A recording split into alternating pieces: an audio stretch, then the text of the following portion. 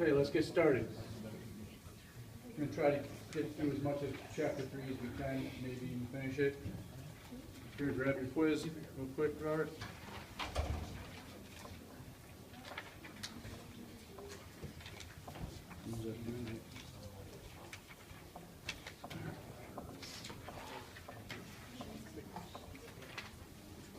So, we're on November 6th. Finish chapter 3, Wednesday, start chapter 4, next Monday, quiz 4 on the 22nd. Is the final exam cumulative, or is it? It is. What happens on the final exam is that about 40% of it are these last couple of chapters since the 4th quiz, and then the other 50 or 60% is 1 or 2 questions from each of the previous chapters. And I'll talk more about that as we get closer as to what to focus on, trying to direct your studies a little bit. And it's at an odd time, 1:30, where usually your classes are at 2:30, so plan ahead of those who work in the afternoons on the 20th of December. Wow, the 20th. Is that early or late? That's late. When did finals start, like the 15th? I have one the 12th. Oh, the 12th. So this is way at the end of your finals. You guys will be exhausted by then. Man. Right. Usually, historically, most students do a little better on the final than they do on their quizzes, a little bit. I don't know why. Maybe it's easier. Plus, you get 2 hours for the final. At least 2 hours. Chapter 3. Wait, what about Investopedia? Where am I? Right here. These updates, don't forget what you're looking at is where everything landed as of last Friday, because whatever's happened today in the market won't show until tomorrow. It's always a business day behind. So I have a quick question. My ranking is 20 right now, but when I go into my account value, I should be second. Well, it will be updated tomorrow, because you're looking at the value. Mine's old, like. Hers is like $800 off the Lotus, and she only made like 100 today. That's Like mine hasn't updated. Like if you go into mine. It looks like it doesn't have like, it's not accounting for her like cash, I think. Or something. I'm not exactly sure what it is. 10,844 is your value. Let me look here. You still have 800 and something in cash. Wow, how could you be that? And she only has some of it. You made a killing on Apple I know. win. That was a long time ago. I mean, it's only up at like 1%. Wow.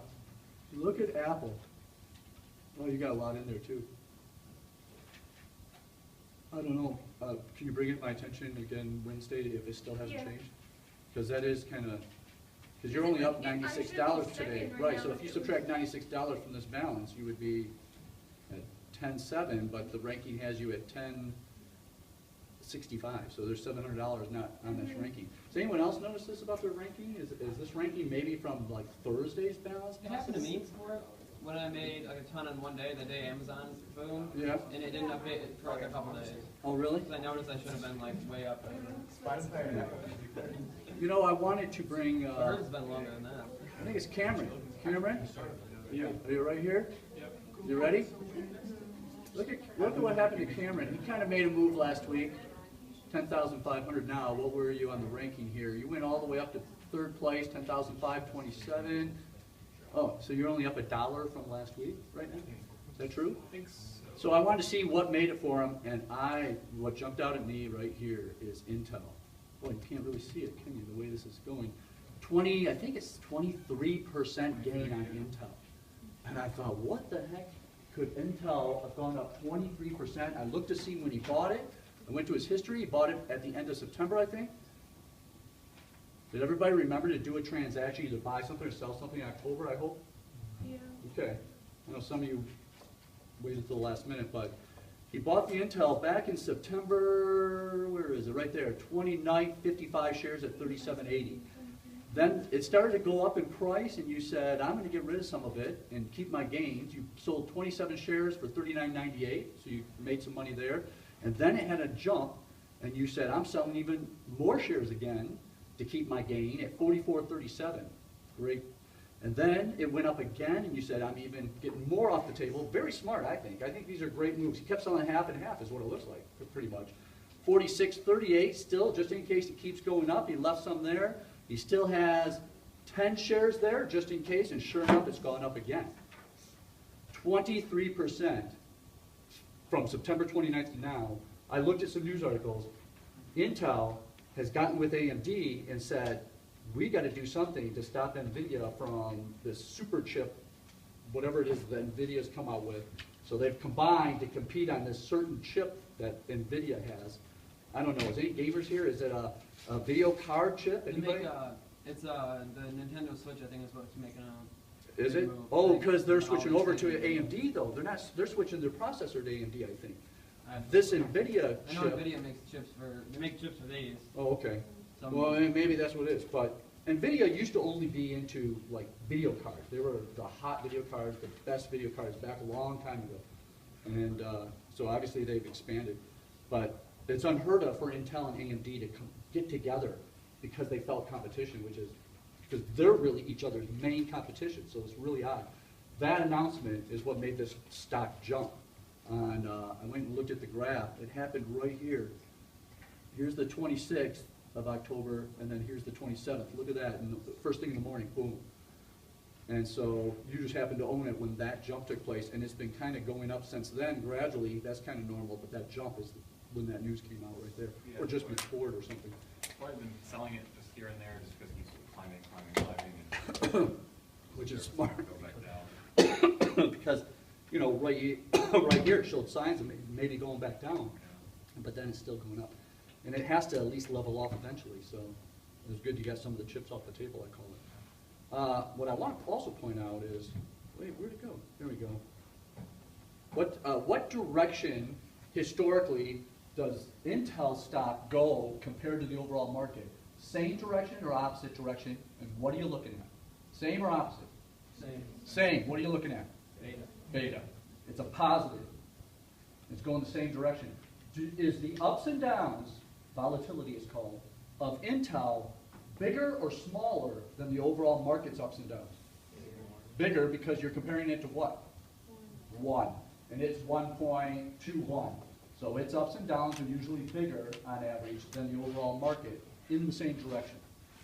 I want to point out something else. Look at, we were talking about ex-dividend date on your quiz. Look at the date for ex-dividend. If you were saying, I want to buy Intel, this is going to keep going up, would you get the dividend that's about to be paid, would you get it if you bought Intel today, yes or no? No. It went ex-dividend today. You would have had to have bought shares Friday to be able to get the dividends. The shares you're buying today, the person selling those shares gets to keep the dividend, not you. Usually on the ex-dividend day, you'll see the price drop because the person buying the stock doesn't get the dividend now. So I don't know what happened today, but with that news going on and this rush of increased price, where are we at to? Look at it, did the opposite of logic. It's gone up today, even though, or maybe it went, I wonder at the end of Friday, where's Friday here? What was the date Friday, November 2nd? Right here? Yeah, there was a dip at the end of Friday, November 3rd, I think. And that's usually what you'll see is a dip because investors go, oh, I'm not going to get the dividend when I buy the stock. I should be able to buy it at a slightly lower price now. And that's how they look at that. But this stock's going up. It's the hot stock because of that project that they're going to work with AMD. So anyway, that's one point. What made you decide to buy Intel way back in September? I mean, there's no way you had any clue that that would happen. No, I think I was reading stories about they had a partnership with, I think it was Tesla. It might have been NVIDIA. But I was thinking between the two, NVIDIA and Intel. Okay. I was reading stories about that. Now, I don't know if they had anything. I think you mean AMD, not NVIDIA, because they did not do anything with NVIDIA. I don't think they have a, matter of fact, that is the reason they got with AMD is because NVIDIA is grabbing market share with this new chip. Right. So, let's get to finish chapter 3. Let's talk about it. And I want to start at slide 8. Itemized deductions, standard deductions. Most of you probably have taken a standard deduction in your life when you've done taxes, but it's time for you to understand what an itemized deduction is because once you buy your first house, that's usually when the switch takes place that you'll start doing itemized deductions instead of a standard deduction. I don't have a 1040 in front of me. No, yeah, I do, right here. Here we go. I'm going to jump to I want to see what the standard deduction is for a single taxpayer. So I go down here to page 2, look at line item 40, itemized deductions from Schedule A or standard deduction. You have a choice here. What a lot of people do is they say, I'm going to calculate how much my itemized deductions come out to be. And if it's more than what the standard deduction is, you're going to take itemized. If their itemized deductions don't add up to enough to beat the standard deduction, they wouldn't even use it. They'll just take a standard deduction. So the standard deduction's over here in the left column. And it says single, tax filing single is $6,300. On your homework that's due Wednesday, that's already posted, there's a question where you need to calculate the itemized deductions, and you're given an arbitrary, hypothetical standard deduction amount, and you have to explain which this taxpayer would take, the standard or the itemized. And it's just a matter of you calculating the itemized and compare it to the standard, and whichever one's bigger is the one that that person wants, because this deduction is usually one of the biggest parts that people get to subtract from their income before tax is calculated. So all this money on this itemized deduction sheet is like reducing your taxes by whatever your marginal tax rate is. And this is a big deal when you own a house. So let's go to that itemized deduction sheet. I want you to see what's on there. First section, a long time ago, a lot of people had a lot of medical and dental expenses. I want to add some words to that. Medical and dental expenses during a year that were not covered by insurance. If you had a copay and you went to the doctor, that's a receipt you want to hang on to when it comes, so that you can be ready to do your taxes. If you got a prescription at the pharmacy and you had a copay, that's a receipt you want to hang on to and get ready to add up when you get time to do your taxes. But the bad news is they changed it slightly. See where it says multiply by 10%? After you add up all these medical and dental expenses that weren't covered by insurance, it has to be enough to be able to get a deduction that is over, and what you're using here is 10% of your adjusted gross income. Now I said last week, adjusted gross income, you got to realize what that is because it's used a lot. And I said your state taxes in Michigan, that's what your state taxes start at, based on, is your adjusted gross income from your federal form. If you go back to the 1040, look at where the adjusted gross income is. At the very bottom of the first page, and then you carry it over to the top of the second page. That number, adjusted gross income, times 10% is a pretty big number. So your medical and dental expenses have to add up to a lot to get a deduction there. So there's situations where a lot of people get zero. The most common people who happen to get a large medical and dental expense not covered by insurance, and it's large, whoops, I'm going back to it real quick, and it's larger than 10% of their adjusted gross income, the elderly. There's a lot of things that Medicare doesn't pay for, and if they don't have what's called a gap insurance, Medicare has this thing called gap. Believe me, when your parents get really old and you're trying to help them, you're going to learn a lot about the gap. There's a lot of money that the elderly have to pay for out of their pocket for medical and dental expenses not covered. So they end up having a deduction there on that first section. Another quick example. Where's that page? Page 89. I want you to notice something here. Did this person, look and tell me if this person got a medical or dental deduction on their itemized. Did they get, how much were, well, let me ask you this, how much was their medical and dental expenses not covered by insurance for this person or people? Do you see it? Anybody? Nobody sees it? Is it too small? How do I get it bigger in here, right here? Hang on. All right, now can you see it? Hang on. If I quit moving it. How much? 4,092, I can't see, is that what it is? That's a lot of money they have to pay out of their pocket, 4,092. Now it says, what is your line 38, 1040? Well, that's your adjusted gross income. Look at how high their adjusted gross income is, 144,000. You multiply that by 10%, that's 14,000. That 4,000 they paid out of their pocket is in no way larger than the 14, so look at their deduction, 0. So medical and dental expenses, you got to have a lot of them.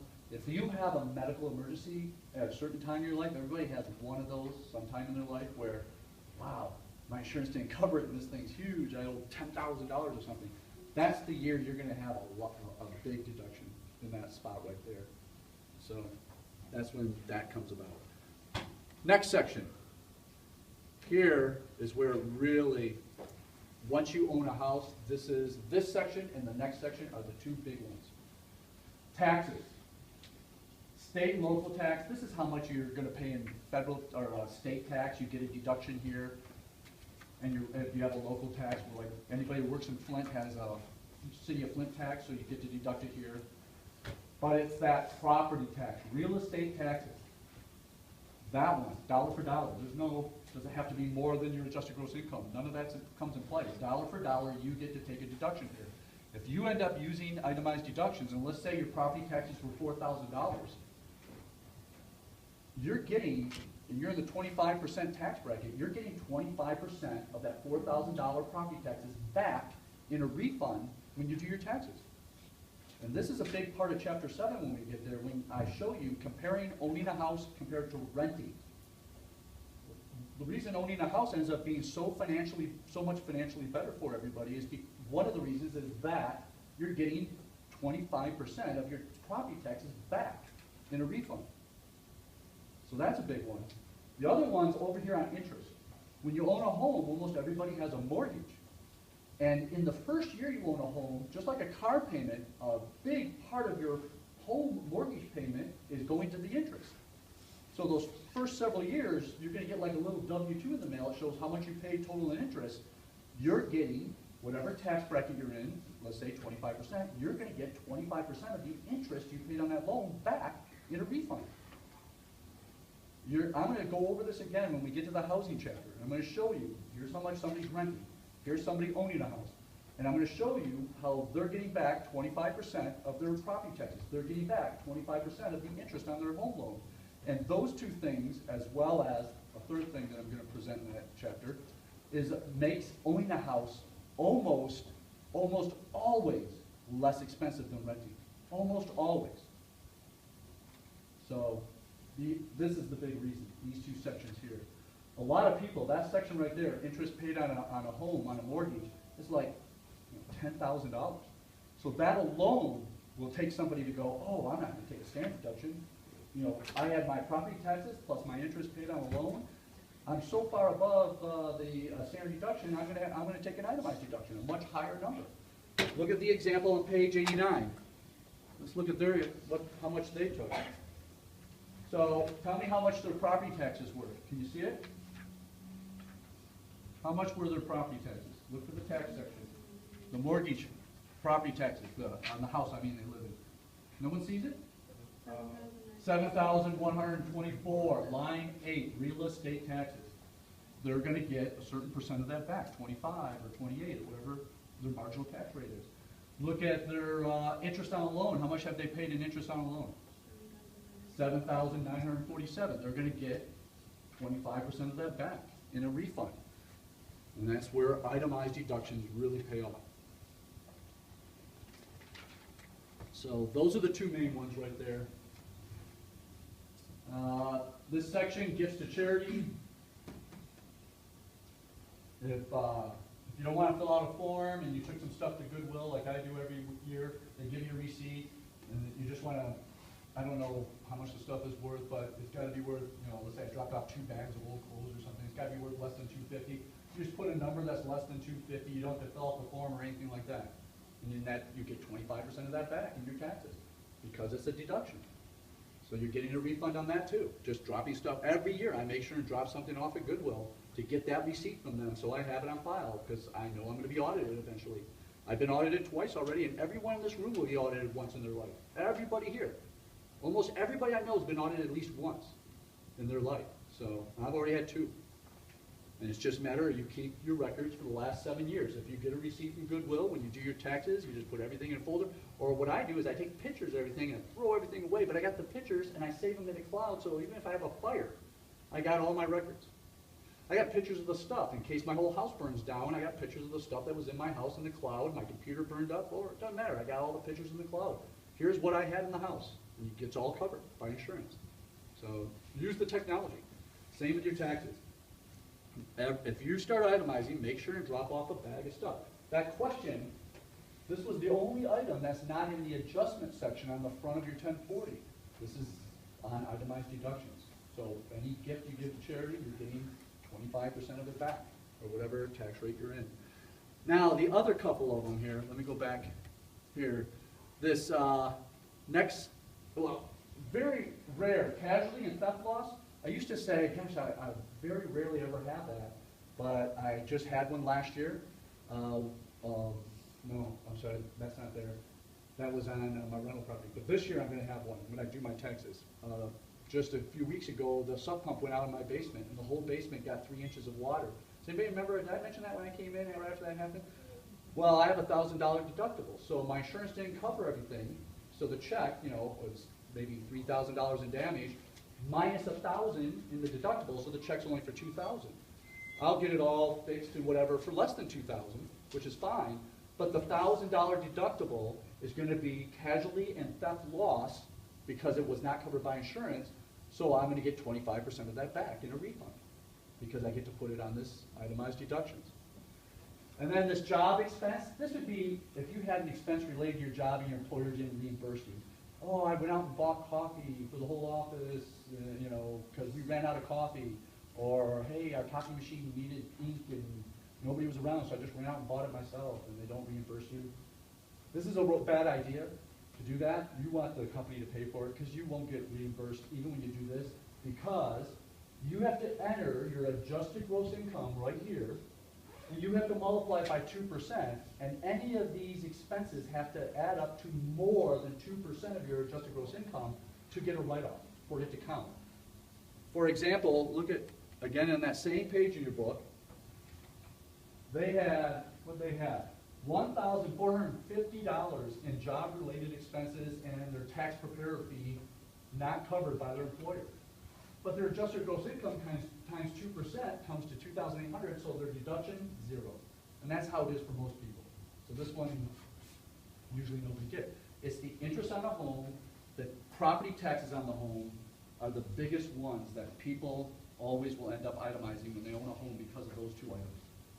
And that brings the cost of owning a home down, especially when you're comparing it to renting, because you do get that money back at tax time.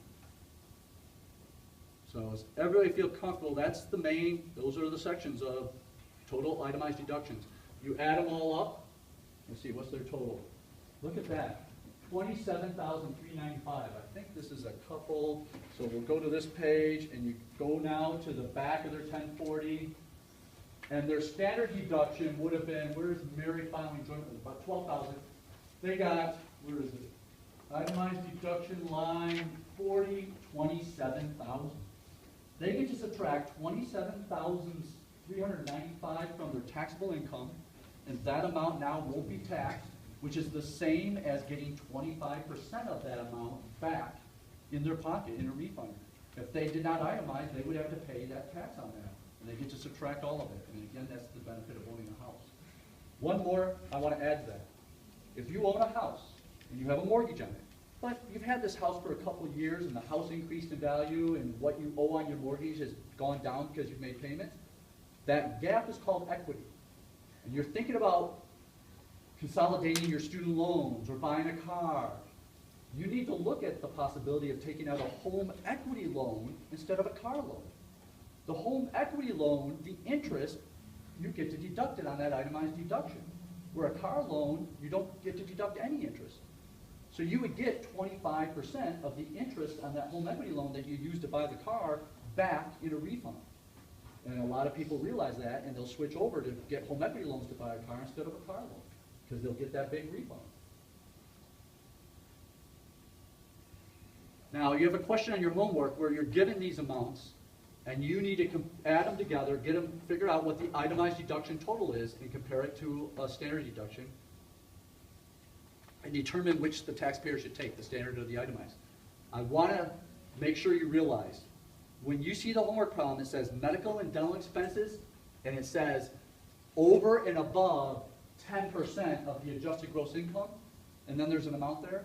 That's the amount that the example in the homework is going to be able to write off. It's already calculated that that amount was above 10% adjusted gross income. You don't have to say, oh, what's the adjusted gross income and multiply it by 10% to determine if there's a write-off there, you'll read medical and dental expenses over and above 10% of the adjusted gross income. It's already been calculated for you, and that's the amount they can write off. So that will be an itemized deduction on the homework. Same with job-related expenses, how it says 2%. It will, if it's on there listed, it will say job-related expenses over and above 2% of the adjusted gross income. So it's already been calculated, and you're being given the amount that is deductible. So it would count. You would add it in. You just have to add the numbers up. And there you go. I just gave you how to do the homework. You just add them up and compare it to the standard. That's it. You don't have to compare it to 10% or 2%. It's already done for you.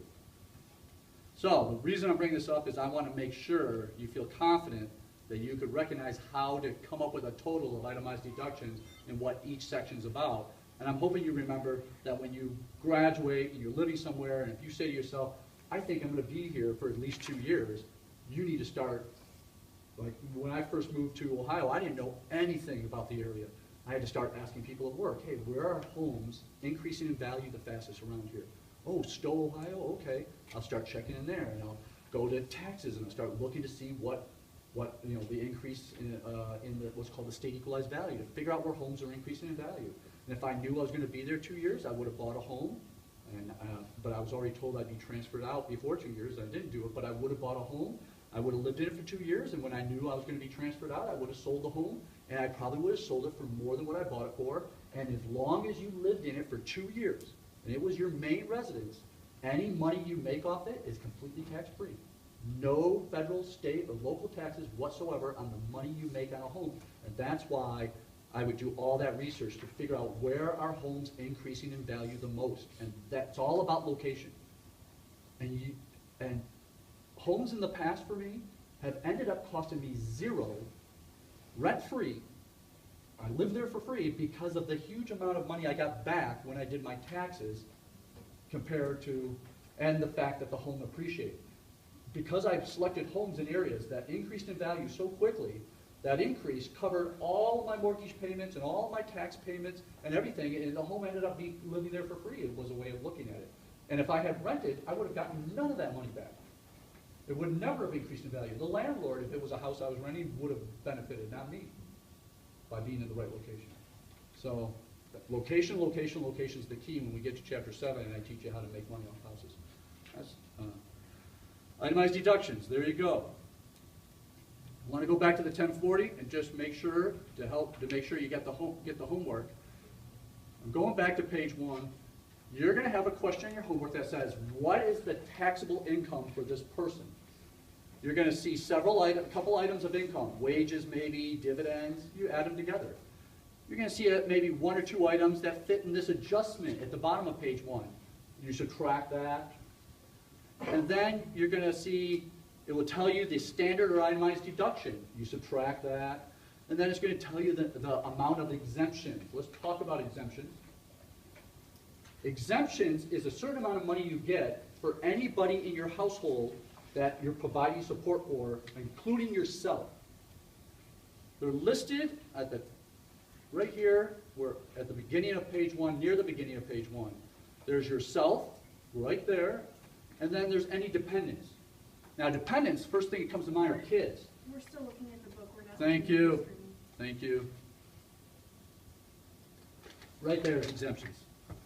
There's yourself, and then this you would think would be kids, which is fine, but there's some situations where somebody has someone else living in their house.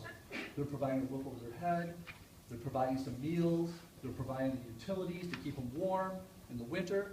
That kind of counts as providing support, and you can claim that person as a dependent, even though they're not your son or daughter, or could be a parent, could be a relative, could be a non-relative. If you're supporting them, and they're not paying rent, and they're living at your house, and you're feeding them, the rule is, if you're providing 50% or more of meeting their needs, they are dependent. What if they don't live there for the whole year? Yeah,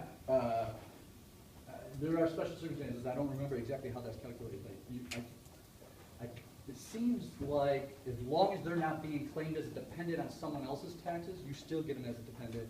But if someone else is trying to claim them, then you have to work it out who paid more for the year, you or this other person, or if they're on their own even, and they were trying to claim themselves, and you still want the deduction because you paid more for the year than they did, they have to not claim it, and you claim it. Only one person can claim one person. Like if you ever known parents that got divorced, like my parents got divorced, almost every divorced couple always say, in the divorce decree it says, one parent gets to claim the children as a dependent on their taxes every odd year or even, and the other parent gets the other odd or even. So every other year they get to switch off. There is no way of claiming half each.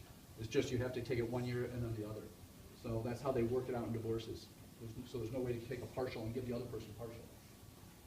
So once you have the number there, and let's say it's just yourself, it's on the back here, right there where it says exemptions, you multiply however many are there by $4,050, and you subtract that from the income.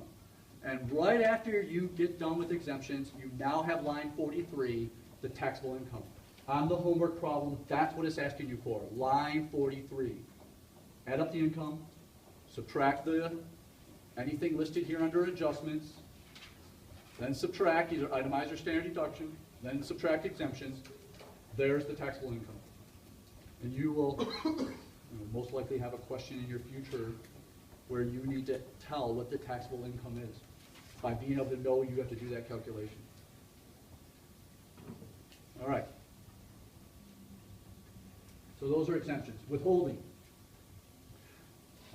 When you work at an employer, does anybody remember when you first got hired, going to meeting with somebody that has to do with human resources, and you had to fill out this form, and I think it's called a W-4. And you have to tell how many dependents you have so they can determine how much to withhold out of your check to set aside for federal and state taxes? Well, if you are, after you own a home, you're going to go, wow, look at how much my refund is from taxes. It's going to be like $5,000. And you need to realize you need to stop getting that large refund. Now, I always hear from people, oh, I want that refund. I use it for a vacation. This is the only way I can save for a vacation or save for this or save for that. Well, you need to change that habit also. You need to figure out another way to save.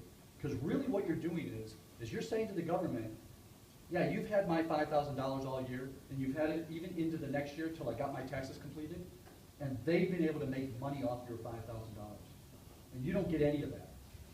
You need to turn the table on, and I did this a long time ago, where I change my withholding, and I have less withheld out of every check. You can change it at any time. I believe most employers allow you to change it up to 4 or 5 times a year. And you have, if you would have put one dependent, yourself, you have a certain amount withheld. But you go back to your human resource office and go, I want to switch that to 2 dependents. That's completely legit. Even though you have no children and no one living with you, less is withheld out of every check.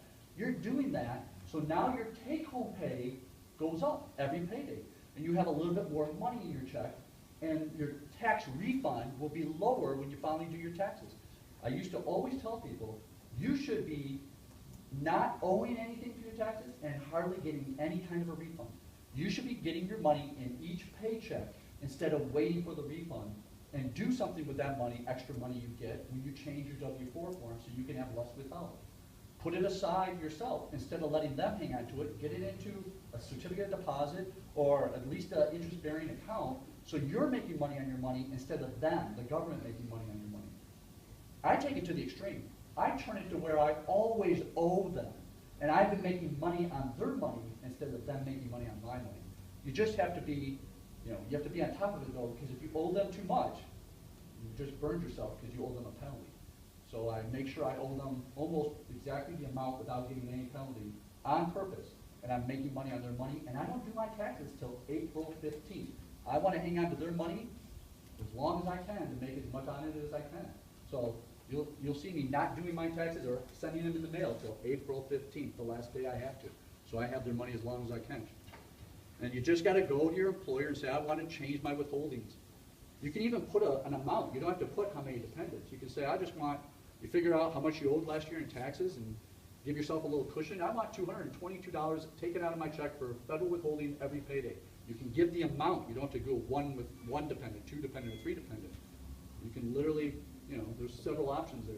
And if you get close to the end of the year and go, oh man, I cashed in an investment, I'm going to owe taxes on it because I sold that investment this year.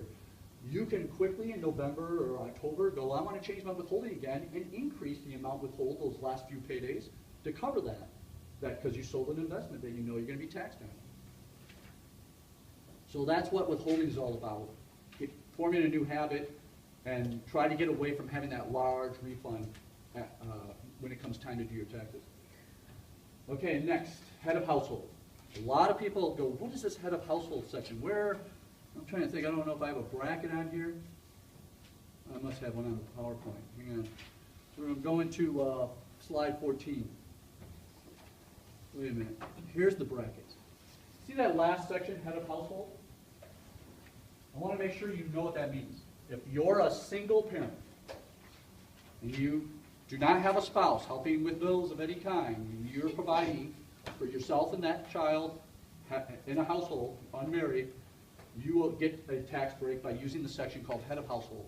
Notice head of household gets to pay 10% all the way up to $12,150, where the single taxpayer only gets to pay 10% on just $8,500. So the head of household gets all that extra lower tax on an additional amount because they're providing for someone else.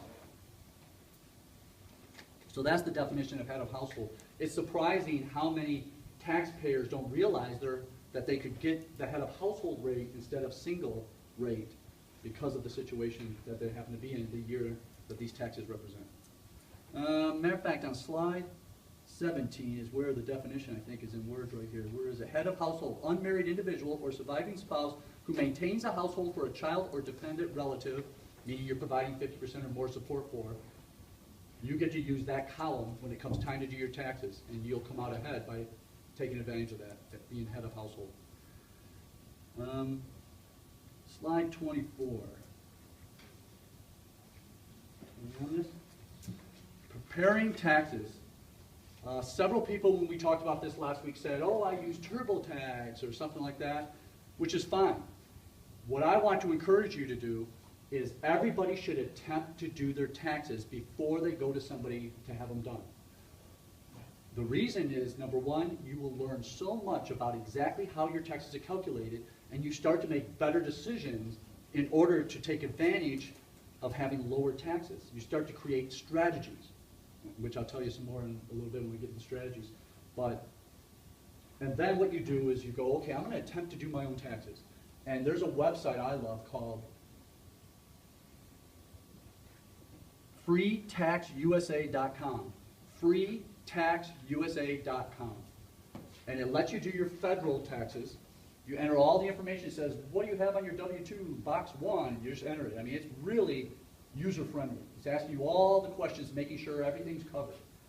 And then you can print. You can literally file, or you can print your federal return right off of that. But then, take that, and your W-2s and whatever other documents you have, and go to a tax preparer. Because they all advertise, we will look it over for free. They will look it over for free. And if they see a mistake where they could get you, lower taxes and a bigger refund, they'll say, hey, we'll correct this for $50.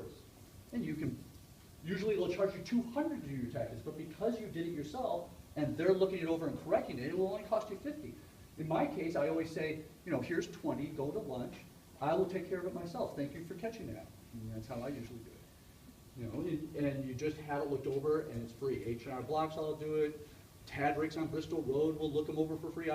Years ago, that's how long Tadrick's has been there. I used to have them look mine over. Right? Anybody know where I'm talking about? Off Bristol Road by 475? They used to look them over for free every year for me. And once in a while, they would catch something and I would make the correction then. So attempt to do it yourself, even if you don't know what you're doing, using a software like that web page. We'll ask you all the right questions, and if you go in there with your taxes at least semi-completed, the fee they'll charge you is so much less. It's like paying yourself because you attempted it. And it's a good learning experience, so you know how exactly your taxes and how you'll start coming up with ideas to lower your taxes. Wow, if I would have done this instead of that, I would have paid less taxes. Wow, if I would have taken an IRA this year instead of taking that vacation, look how much less taxes I would have paid. So that's what I got to say about completing your own taxes. Now, when you're somewhere and they are doing your taxes, at the end, they always offer you, would you like to get your refund right now? Anybody know what I'm talking about? Nobody's ever had this chance to do this? They're called like anticipated refunds or something like that, instant refunds. A lot of these tax places will offer that. What they don't kind of really emphasize is that you're basically borrowing money. They're saying, we just did your taxes, we know this is how much your federal refund is, you know, $1,500. We're going to write you a check for $1,500. Or really, I think they write the check for $1,500 minus their fee. And then the refund goes to them instead of you because you already got the refund. It gets redirected. So they'll get the whole $1,500 and you may get $1,400. You paid $100 to get it instantly. When we get to where, like, you go to one of those cash loan places, paycheck loan places, this is pretty much the same calculation. Your federal refund would have gotten to you in 4 to 6 weeks. So you're borrowing this money so you can have that refund right away for only 4 to 6 weeks. If you take the fee divided by the amount your refund is, and then calculate what the annual interest rate would be, because you're only borrowing it for 4 to 6 weeks, you'd realize you're paying almost 300% interest, ridiculous amount of interest. You would have been better off taking an advance on a credit card offer at 20% interest than to take that loan, refund right away after you do your taxes. They're almost always outrageous, and you should never do them. There's got to be another way to get your hands on money if you need them than to get that tax refund right away through the tax preparer place. And I'm going to teach you that calculation so you know what the interest rate is that they just presented to you so you can make a clear decision. Because it's going to be over 100% no matter what, and a lot of them are over 200% for sure. Is the equivalent if that loan for a whole year. Oh, it's only $50, but that's really 300% or 200% interest because of that, because it's such a short period of time. So, try not to ever take the instant refunds when you have your taxes done. Slide 28, tax audit. If you have your taxes done by a tax preparer, and in most cases, if they made a mistake, you're still responsible for whatever happened on that mistake. And if it shows negligence in any way, you're not just responsible for the tax that got avoided because of the mistake. You're going to be hit with interest and a penalty. It's the penalty that will kill you. I've seen penalties all the way up to 50% of the tax you avoided because of the error. 50%. So, you know, that's a huge penalty. You never want to do that, so you just want to make sure you realize, I mean, if you're ever fear, you went to one of those tax preparers that are doing it in their garage at home, and they're brand new, they haven't got a track record, but they were cheap. Wow, they did my taxes for $100. There's nothing wrong with them taking that tax and say, I'll mail it myself, but you go have another tax preparer look at it for free. It doesn't cost you anything. Get the second opinion, make sure that that savings was worth it, because if there's a mistake on it, you're responsible for the mistake, not them. Even though they prepared your taxes, you're still responsible for any errors and any tax that ended up getting avoided because of the error. So there's nothing wrong with getting a second opinion. So be careful of tax preparers.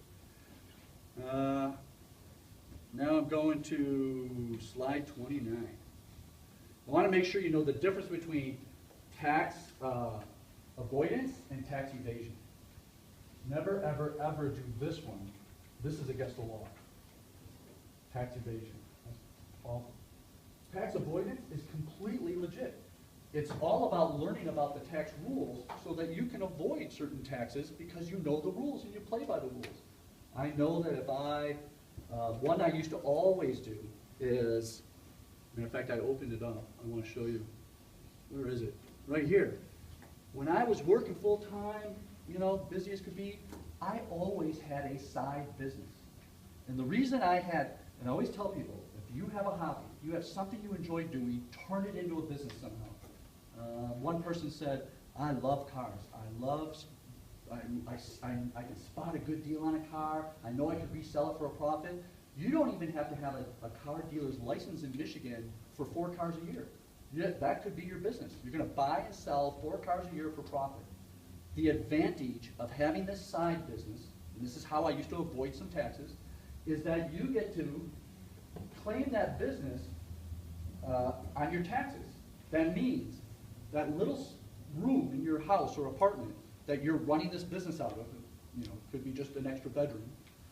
Everything related to that home office is tax deductible. Hey, you pay, it's winter time and your electric and gas bill came to $300. That space where your office is 10% of your square footage, 10% of that utility bill is tax deductible on this profit and loss form because you have a home business on the side. I was going to say, one of my music professors was talking about this. They have a room in their house that they consider like their music room, and she teaches lessons in there and everything. That's right. And there's so many things that you're paying for already anyway. Why not get a tax deduction for them? My internet, for example, because I'm using 10% of the internet for this business, searching and contacting people, 10% of my internet bill for the year, tax deductible. You can get enough of them to show even a loss, so now even some of your work income is tax-free because the side business you have shows a loss. One of the businesses I did is, this is a long time ago, this is old technology, but everything was switching to VHS. This is how old technology is, or even DVDs. And people had old home movies, Super 8 and 16 millimeters. Anybody ever look in their parents' basement or garage and find these old reels of movies, or grandparents? Anybody know what I'm talking about? I had this little side business. I taught this neighbor of mine how to transfer home movies onto VHS using a video camera. It's a mirror with a projection. The projected would hit the mirror, and then the other one's taping it as it goes. And then I taught them how to add music in the background because it's hooked up to the tape player when you're transferring it then onto the VHS. And this was a business. And that whole room was tax deductible for me because I had this business going.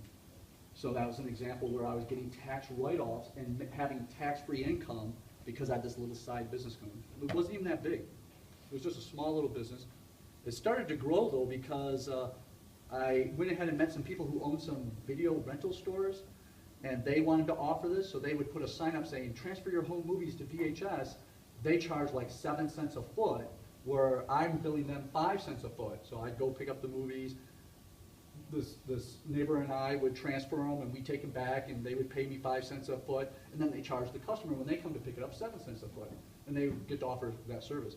Well, one video store was telling another video store, and things started to get busy, and it turned too big, and this kid was starting to not do it well, and people were starting to complain, so I shut the whole thing down. But for several years there, I was getting a nice tax deduction. So anyway, that's what I mean when I say tax avoidance. You get to learn different strategies that allow you to pay lower tax that are completely legit. They're legal. And it's just a matter of learning about how taxes are and what different things are out there to be able to lower your taxes to avoid them and taking advantage of those. And that's where the owning the home one is a big one. Strategies. I'm going to slide 31. How am I doing on time? 5 minutes. Wow. FSAs, flexible spending accounts. A lot of employers offer this. You most likely want to do this because of the tax advantage. You know, when you went to the doctor and you had that copay of $30, if you use the flexible spending account card you get from your employer, separate, it looks just like a credit card. That money that's being used then gets taken out of your paycheck before taxes, and when you get your W-2, that money ends up having no taxes. It's not in your W-2, and you end up not having to pay taxes on it. Big advantage you want to take advantage of is flexible spending accounts at employers. The home equity line of credit, because it's tax deductible on your itemized deductions, I talked about maybe buying a car instead of getting a car loan using this loan. And another, what's the other strategy here? Oh, owning a home. Big tax strategy, as I showed you on that itemized deduction.